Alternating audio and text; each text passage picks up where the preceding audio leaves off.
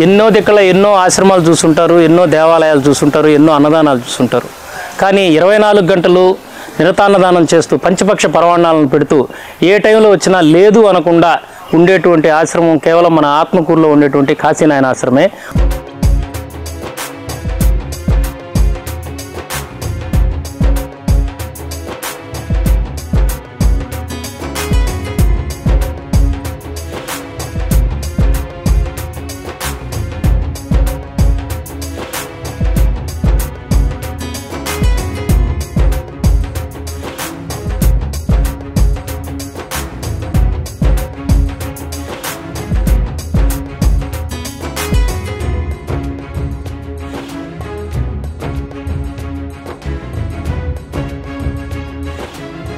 బ్రహ్మంగారు కాలజ్ఞానంలో ఒక వాక్యం చెప్పున్నారు.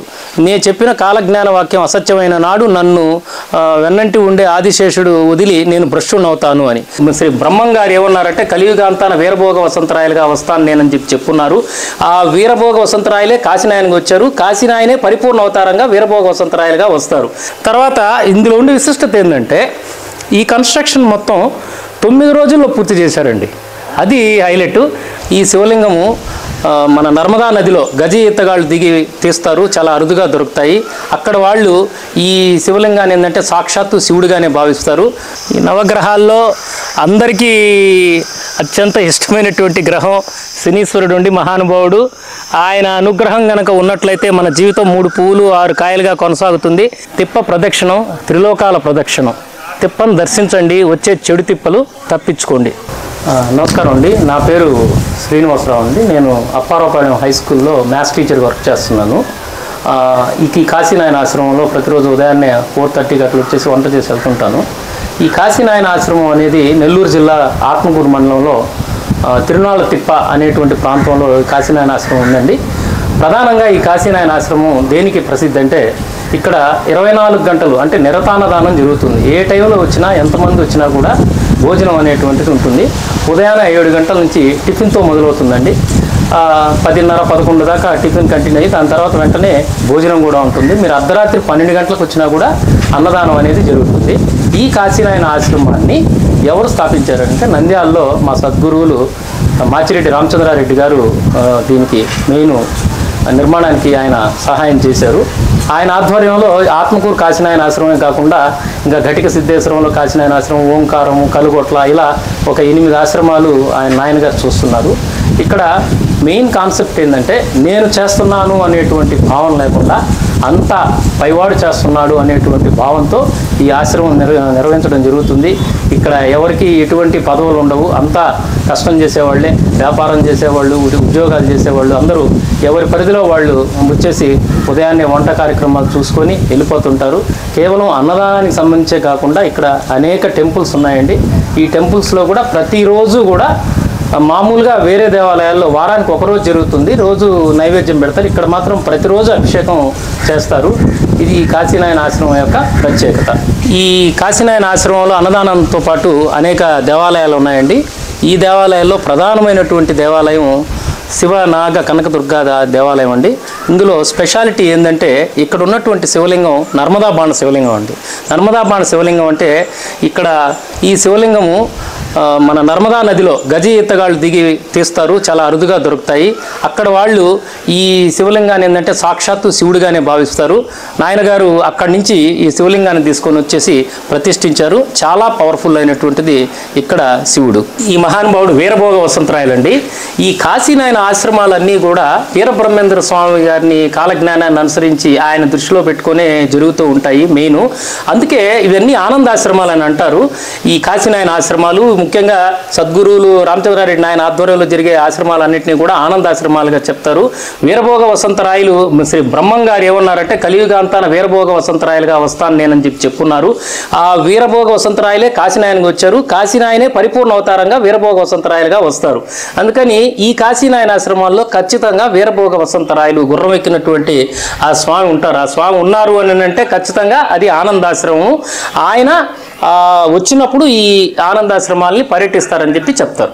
ఇది బ్రహ్మంగారి ధ్యాన మందిరం అండి. ఈ ధ్యాన మందిరంలో బ్రహ్మంగారు, సిద్ధయ్య మెయిన్గా ఉంటారు. కాశీనాయన ఆశ్రమంలో మొట్టమొదటి కన్స్ట్రక్షను ఈ బ్రహ్మంగారి ధ్యాన మందిరమేను. ఈ ధ్యాన మందిరానికి కావాల్సినటువంటి ఈ రాళ్ళు కానీ మొత్తం మా ఆశ్రమ కార్యనిర్వాహకులు వాళ్ళ పిల్లలు అందరూ కలిసి స్వచ్ఛందంగా సేవ చేసి ఈ ధ్యాన మందిరాన్ని నిర్మించడం జరిగింది. ఇక్కడ మెయిన్ ప్రధానం ఏంటంటే బ్రహ్మంగారు కాలజ్ఞానంలో ఒక వాక్యం చెప్పున్నారు. నేను చెప్పిన కాలజ్ఞాన వాక్యం అసత్యమైన నాడు నన్ను వెన్నంటి ఉండే ఆదిశేషుడు వదిలి నేను భ్రష్టునవుతాను అని. అంటే బ్రహ్మంగారు ఎక్కడుంటారో ఆదిశేషుడు ఖచ్చితంగా అక్కడే ఉంటారు. అందుకనే కాబోలు నాయనగారు ఈ బ్రహ్మంగారికి పైన ఆదిశేషుడిని పెట్టడం జరిగింది. మాకు మొదట్లో ఆదిశేషుడు మీ తిప్పలో తిరుగుతున్నాడు చూడండి, పొట్ట ఉంటుంది చూడండి అని చెప్పడంలో అంతరార్థం కూడా ఇదేననుకుంటా బహుశా. ఈ కాశీనాయన ఆశ్రమంలో ఈ ఆశ్రమం పెట్టకముందు అంటే మేము 8వ తరగతిలో ఉన్నప్పుడు అంటే సుమారుగా ఒక 30-35 సంవత్సరాల క్రితం ఈ తిరణాల తిప్పలో సొరంగం బయటపడింది అని ఒక టాక్ స్ప్రెడ్ అయింది. అప్పుడు చిన్నపిల్లలుగా ఉన్నప్పుడు మేము కూడా ఇక్కడికి వచ్చాము. కొంతమంది ఆ సొరంగం లోపలికి వెళ్ళేసి ఊపిరాడక బయటకు వస్తూ ఉన్నారు. ఆ తర్వాత ఈ వడ్డీ వాళ్ళు రాళ్ల కోసం కొట్టేయటంలో ఆ సొరంగం బూడిపోయింది. బహుశా ఆ సొరంగం ఇదేనని చెప్పేసి ఇక్కడే ఉండేది అని నాయనగారు మాకు చెప్పారు. ఈ కాశీనాయన ఆశ్రమంలో విశిష్టమైనటువంటి దేవాలయాల్లో ఈ అయ్యప్ప స్వామి దేవాలయం అనేటువంటిది చాలా ఫేమస్. ఈ అయ్యప్ప స్వామి దేవాలయానికి ఉండే విశిష్టత ఏంటంటే 9 రోజుల్లో ఈ దేవాలయం కట్టబడింది. అది దీని విశిష్టత. ఇక్కడ అయ్యప్ప స్వామితో పాటు వినాయకుడు, సుబ్రహ్మణ్య స్వామి కూడా ఉన్నారు. అయ్యప్ప స్వామి దేవాలయం చుట్టూ అష్టాదశ అమ్మవార్లను ప్రతిష్ఠించడం జరిగింది. తర్వాత ఇక్కడ తెల్లవారుజామున ఆ టైంలో ఈ అమ్మవార్లు సంచరిస్తుంటారని కొంతమంది ఇక్కడ పడుకున్నటువంటి వాళ్ళు చెప్పినటువంటి మాటలు. తర్వాత ఇందులో ఉండే విశిష్టత ఏంటంటే ఈ కన్స్ట్రక్షన్ మొత్తం 9 రోజుల్లో పూర్తి చేశారండి. అది హైలైట్.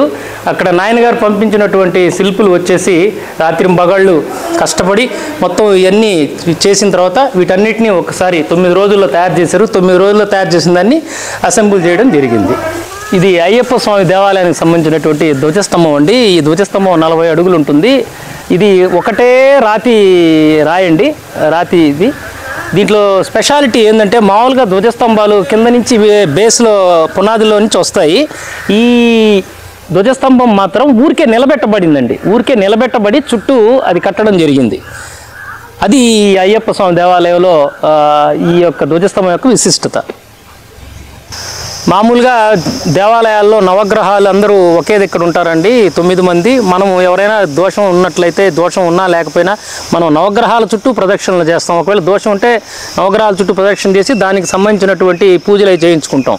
అయితే ఇక్కడ నాయనగారు ఏం చేశారంటే నవగ్రహాలన్నింటినీ ఒక చోట కాకుండా ఒక ఎకరా స్థలంలో విడివిడిగా ఈ నవగ్రహాలని ప్రతిష్ఠించడం జరిగింది. ఇప్పుడు శని దోషం ఉండేటువంటి వాళ్ళు నవగ్రహాల చుట్టూ తిరగాల్సిన అవసరం లేదు. కేవలం శనికి సంబంధించి ఆయన చుట్టూ ప్రదక్షిణ చేసి ఆ నువ్వులు లేదా దానికి సంబంధించినటువంటి ఏదన్నా పూజలు చేసుకోవచ్చు. ఇక్కడ దీనికి ఎటువంటి పూజలకు సంబంధించి ఎటువంటి ఒక రూపాయి కూడా ఎవరు ఏం తీసుకోరు. మీరు స్వచ్ఛందంగా వచ్చి పూజలు నిర్వహించుకోవచ్చు.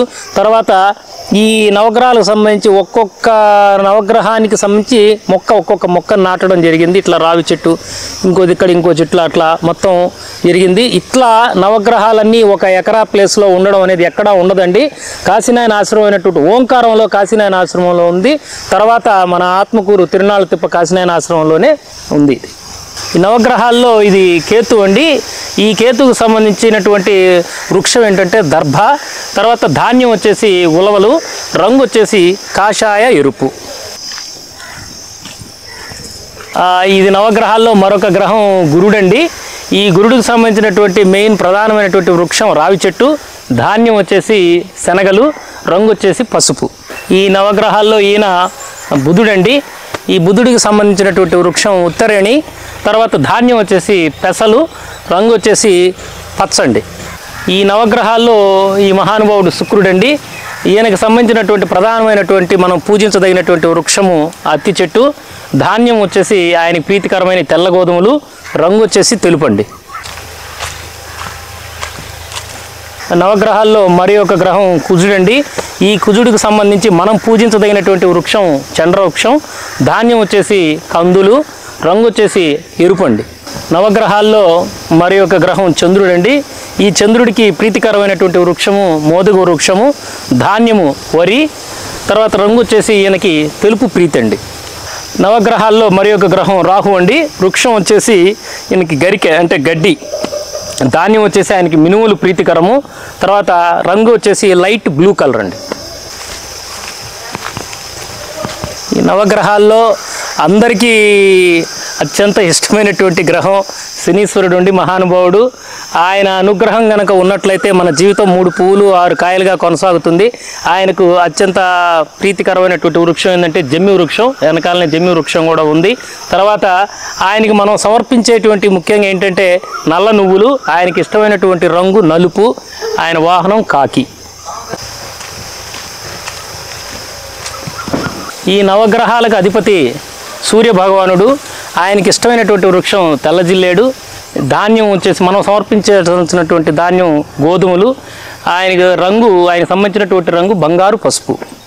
ఈ కార్యక్రమం చూసే అందరికీ నేను ఒక విజ్ఞప్తిని చేస్తున్నాను. జనరల్గా మీకు ఎవరికి నవగ్రహాలకు సంబంధించి ఏ దోషం ఉన్నటువంటి వాళ్ళైనా కూడా మన కాశీనాయన ఆశ్రమానికి నిరభ్యంతరంగా రావచ్చు. కానీ ఇక్కడ పూజారులు అయితే ఎవరు ఉండరు. మీరు వచ్చేటప్పుడు పూజారిని తీసుకొచ్చేసి చక్కగా దానికి సంబంధించినటువంటి పూజలే చేసుకొని పోవచ్చు. ఎవరికి ₹1 ఇవ్వాల్సినటువంటి అవసరం లేదు. ఈ కాశీనాయన ఆశ్రమంలోనే నవగ్రహాలు పూజ చేయించుకోమని ఎందుకు చెప్తున్నానంటే ఇది నిరతాన్నదానంతో నిండినటువంటి మహాత్ములతో కూడినటువంటి ఒక మహోన్నతమైనటువంటి ప్రదేశం. ఇటువంటి ప్రదేశంలో మీరు కనుక పూజలు చేయించుకున్నట్లయితే మీకు సంబంధించినటువంటి దోషాలు కూడా పోయి మీ జీవితం 3 పువ్వులు 6 కాయలుగా ఉండేటువంటి అవకాశం కూడా ఉంది. అందువల్ల నేను ఆ మాట చెప్తున్నాను. ఈ కాశీనాయన ఆశ్రమంలో మరొక విశిష్టమైనటువంటి దేవాలయము జ్ఞాన సరస్వతి దేవాలయము. ఈ దేవాలయానికి ఉన్నటువంటి విశిష్టత ఏంటంటే ఈ దేవాలయాన్ని 14 గంటల్లో నిర్మించడం జరిగింది. ఉదయాన్నే 5 గంటలకు మొదలుపెట్టి 7 గంటలకల్లా దీన్ని పూర్తి చేయడం జరిగింది. ఇక్కడ ఉండేటువంటి అమ్మవారు జ్ఞాన సరస్వతి అమ్మవారు అన్నమాట. ఈ అమ్మవారు చదువుల తల్లి. ఈ అమ్మవారికి అలంకరణలో చూస్తుంటే అమ్మవారు సాక్షాత్తు కూర్చొని ఉన్నట్లే మన ముందు ఉన్నట్లే కనపడుతూ ఉంటుంది. ముఖ్యంగా ఈ నవరాత్రులకు సంబంధించి ఈ సరస్వతి అమ్మవారికి కానీ దుర్గాదేవికి కానీ అందరికీ ఈ నవరాత్రుల్లో 9 రోజులు ఒక్కో రోజు ఒక్కొక్క అలంకారాన్ని చేయడం జరుగుతుంది. తర్వాత ఈ దేవాలయం చుట్టూ కూడా అమ్మవారికి సంబంధించి దశమహావిద్యలకు సంబంధించినటువంటి బగళాముఖి, ధూమావతి, చిన్నమస్తాని, కమలాదేవి ఇలా అమ్మవార్లందరినీ ప్రతిష్ఠించడం జరిగింది. అంతేకాకుండా శ్రీపాద వల్లభుడు, మరొక వైపు వెంకటేశ్వర స్వామి, ఇట్లా అనేక మంది దేవుళ్ళను కూడా ప్రతిష్ఠించడం జరిగిందండి. ఇది నాకు తెలిసి ఈ జ్ఞాన సరస్వతి దేవాలయం మన ఆంధ్రాలో ఇది మునిమడుగులో ఒక దేవాలయం ఉంది. తర్వాత సరస్వతీదేవికి ఉన్నటువంటి దేవాలయం మన ఆత్మకూరు కాశీనాయన ఆశ్రమంలో ఉన్నటువంటి దేవాలయం మాత్రమే. ఇది నాయన గారు ఇక్కడ కాశీనాయన ఆశ్రమంలో కళ్యాణ మండపాన్ని కట్టించారండి. ఇది పేదల కనుక అనే కాకుండా ఎవరైనా సరే ఇక్కడ వివాహం చేసుకోవచ్చు. అంతేకాకుండా ఇక్కడ ఎంతమంది ఒకవేళ టిఫిన్కి సంబంధించినటువంటి ఉదయం పూట వివాహం అయితే ఎంతమంది వస్తున్నారో చెప్తే అంతమందికి టిఫిన్ కార్యక్రమం ఏర్పాటు చేయడం జరుగుతుంది. ఒకవేళ మధ్యాహ్నం లగ్నానికి సంబంధించి వివాహం అయితే ఎంతమంది వస్తారో చెప్తే వాళ్ళకి భోజనం ఏర్పాట్లు చేయడం జరుగుతుంది. దీనికి సంబంధించి ఎటువంటి ఒక్క నయా పైసా కూడా తీసుకునేది ఏది ఉండదండి. ఇటు కళ్యాణ మండపానికి కానీ అటు భోజనానికి కానీ. అయితే 10 మంది వచ్చి తినే కార్యక్రమం కాబట్టి మనం స్వచ్ఛందంగా మనకి ఇస్తున్నారు కాబట్టి ఈ వివాహం చేసుకునే వాళ్ళు కూడా ఏదో కొంత వాళ్ళకి తోచింది ఆ ఉండిలో వేసిపోతే మనం ఫర్దర్గా ఇంకా బాగా అన్నదానం చేసేదానికి వీలవుద్ది. అది కూడా మేము చెప్పం, వాళ్ళ ఇష్టం. ఇస్తే ఇవ్వచ్చు, ఇవ్వకపోవచ్చు. ఇవ్వకుండా వివాహం చేసుకునే వాళ్ళు కూడా ఉన్నారు. వేసి కూడా దాంట్లో ఎంతో కొంత ఉండిలు వేసి వివాహం చేసుకునే వాళ్ళు కూడా ఉన్నారు. అది మాకు సంబంధం లేదు. ఎవరైనా వచ్చి చెప్తే వాళ్ళకి భోజన ఏర్పాట్లు ప్లస్ కళ్యాణ మండపాన్ని ఉచితంగా ఇవ్వడం జరుగుతుంది. ఇది గాయత్రి తపోవనం. గాయత్రి అమ్మవారు ఉంటారు ఇక్కడ. పంచముఖ గాయత్రి అమ్మవారు చాలా పవర్ఫుల్ అయినటువంటి అమ్మవారు. తర్వాత అక్కడ నరసింహస్వామి, మన చింతులక్ష్మి ఉన్నారు. ఈ అరుగు వచ్చేసి నాయనగారు వచ్చినప్పుడు నాయనగారి కోసం ఏర్పాటు చేయబడినటువంటి అరుగు. నాయనగారు వచ్చినప్పుడు రామచంద్రారెడ్డి స్వామి అక్కడే కూర్చొని మా అందరితోటి ముచ్చటిస్తాడు. ఈ వీడియో అంతా మీరు చూశారు కదా.